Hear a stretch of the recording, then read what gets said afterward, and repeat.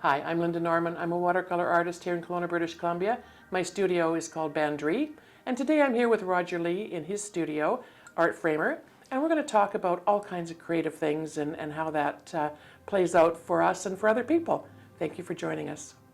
There's a finished artwork, and it wants to be made presentable. So I, as a picture framer, come into that and work with artists after all that spiritual stuff has been That's right. Once it's on the surface and it's dry. and it's real now. So it's Signed, real. sealed. Yeah. So watercolors are certainly framed uniquely most often. Yeah. Yeah, and how does that differ? Because each time I bring a piece to you to get framed, I'm always amazed at how different my painting looks. It's dressed up, it's ready for the show, Yeah. it's ready for the dance, and I love that. But how is that different from someone who brings you something? A print or poster Yeah. or an oil painting, yeah. Watercolors are different. There's something, there's a translucence to them, which makes the matching of tones and intensities and saturations different. They're usually a lot lighter. Your stuff, interestingly, has got a lot of saturated points and drama. So we can dress it up with like a dark matte, which is unusual for watercolors. Usually it's got to be much more light-hearted, less drama to support a watercolor. There's more delicacy, I guess that's it. The translucent quality and the delicacy of it demands a lighter approach, and staying away from dramatics often or intensifying things. Yeah. So there's distinction there, and the framing itself. There's a lot of things can be framed in white or in black.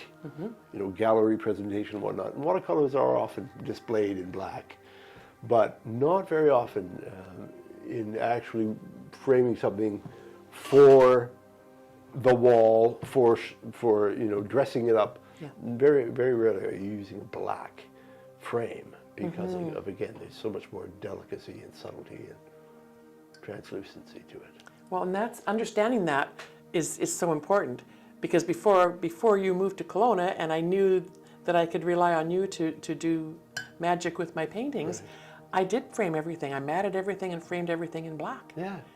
For show purposes, it was dramatic. It was great. It had an very effect. good for presentation. But to draw an eye to something. they take on a new life with a professional. But again, you're a little bit of an exception to the rule with watercolors because of the sense of drama that you naturally incorporate into things. Well, and it's the product that I use as well that allows that. In the past, watercolors were typically very pale. Yeah. Right. They and different properties to them. The products that I prefer to use, Daniel Smith is the brand of paint that I use. The pigmentation is intense. Yeah. And I love that. As much as I love beautiful pastel watercolors, which is what you would get if you used student grade watercolors. Right. They don't have that granulation, that pigmentation, that richness. And I think being self-taught, I just got that paint on there, and it turned out that I kind of have a heavy hand, I think, and can do that with those pigments. There's a unique aspect to your watercolor. And I didn't recognize that. Allows for, again, the unconventional sort of dramatic presentation of black and dark colored mattes. Although, outside of that need to present and draw attention, again, there's the other step, which is taking it from a gallery into the personal environment. That's where the delicacy would be more played up. You don't need that eye-catching, dramatic sort of finish or presentation.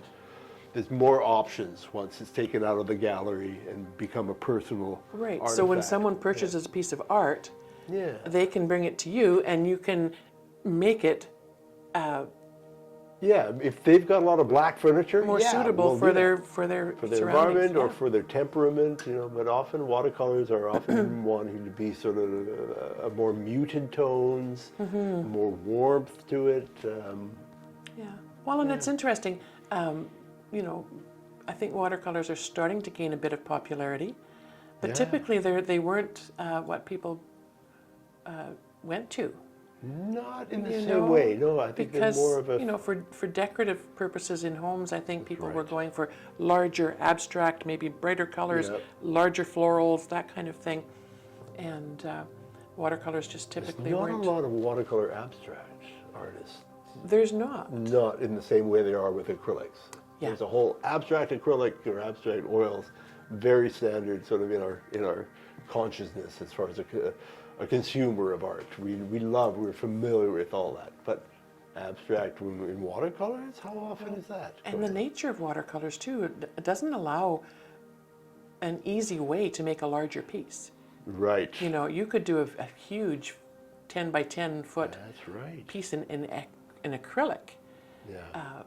much easier than doing a 10 by 10 foot That's right. piece. For one thing, On paper. finding the paper, you know, Are you going to glue it to a board to right, get it and that's sitting possible right? too. But otherwise, yeah. Typically, watercolor paper only comes in a full sheet, which is 22 by 30 inches, I Yeah. think. And so you can get a roll, but you're still only going to get the one Yeah.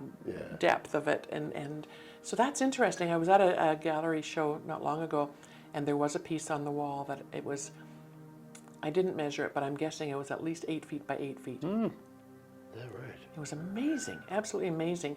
And I thought about that, like, how would this translate to a watercolor? Yeah. Like, easily maybe to do with a collage, Yeah. which if you're doing an abstract, that could possibly be, you know, one of the things that you could do. Yeah. But again, you'd think of abstracts often as something with vibrant colors, Definitely. you know, Yeah. big, And big texture. Yeah, absolutely. Depth and. Yeah, And they're often painted on upright, whereas a watercolor, you're dealing with water, which responds to gravity acutely. right. So that's got to be the process is different. Yeah, so when I paint, I'm always painting pretty much on a flat surface. so you Once in a while, I'll put a brush underneath my board or my to let it drip. just a if I little. want something Yeah. the gravity to work Yeah. in a certain Yeah, way. the But thicker mediums you can splatter around on the. and because it's like the 22 by 30 is as big as typically I can go on paper, I can pick that up and I can move it. That's right. If I want the water to move things around. If I'm painting watercolor on a canvas, like we have up there, it's a little bit different. But again, I'm looking into I need a bigger space, but a tripod that has a multi-directional, Oh yeah. so that I could put Yeah. canvas on It's there. manipulating the surface. And The painting being able to surface move is it. very important. Exactly, and my More arms so are than- only so yeah. wide, you know, only reach so far, and my studio ceiling's only so high. So far, the biggest piece I could ever work on comfortably would be a 2 foot by 4 foot canvas, which I've done, Yeah. and they're fun. But bigger than that, and again, because watercolor dries and the movement of the water keeps things fluid, and there's only certain things that you can come back in without changing a whole, you know, a whole surface. So it's So are watercolors on canvas, is that a very common thing? it's or getting to something? be more popular. Yeah. Not a lot of people paint watercolor on canvas like I do with a credit card and a palette knife. You know, there's a whole group of people now painting watercolor on canvas like they would normally paint like a portrait or you know, a garden scene or something. And again, that's not More my, of the my thicker style. color as opposed to the Yeah. diluting and the manipulating of water. Well, and they put different surfaces to prep the surface, Oh, yeah, or of course. certain different products to prep the surface of the Right. canvas. So it's an interesting thing. But again, and you're able to frame a canvas Yeah. now is that called a floater frame that It's you called a put? float frame, yeah. frame? It's a little frame with a gap between it and the canvas, so some breathing room and some depth. And Yeah, and it's a so very effective. Nice simple effect. Yeah. Like some of my favorite pieces that I've done on canvas are our favorite because of the way you framed them. Frame, yeah. Yeah, Yeah, absolutely. the energy's very, very good for your pieces, yeah. Yeah. But not black. No, you have not done back. And that's exciting. Yeah. Well, this really, I think we're covering a lot of ground We're a all sort over of, the place. in an ordered, chaotic way. And hopefully our audience is appreciating this style of dialogue where we're just dredging, our consciousness and our mutual Yeah. energy and dynamic for stuff that's there that we understand. Sharing what's top of mind and Yeah. yeah. Well, and you're so easy to chat with, Roger. I love nice. having chats. You too. You make great tea. You have a voice like music, which is very pleasant. Yeah. Just don't ask me to sing. I'll leave the Just don't singing- ask me to paint. Okay, well, I'll paint, you sing. Okay. Thanks so much for joining us here today. I hope you enjoyed my chat with Roger today as much as I did. You can visit us again. We'll be doing more of these. Follow along, subscribe to my channel, and leave some comments below if you'd like some topics covered that we haven't touched on yet. You can learn more about what I do by checking out my website, bandrystudio.com. That's BANDRAOI studio.com. Thanks for joining us.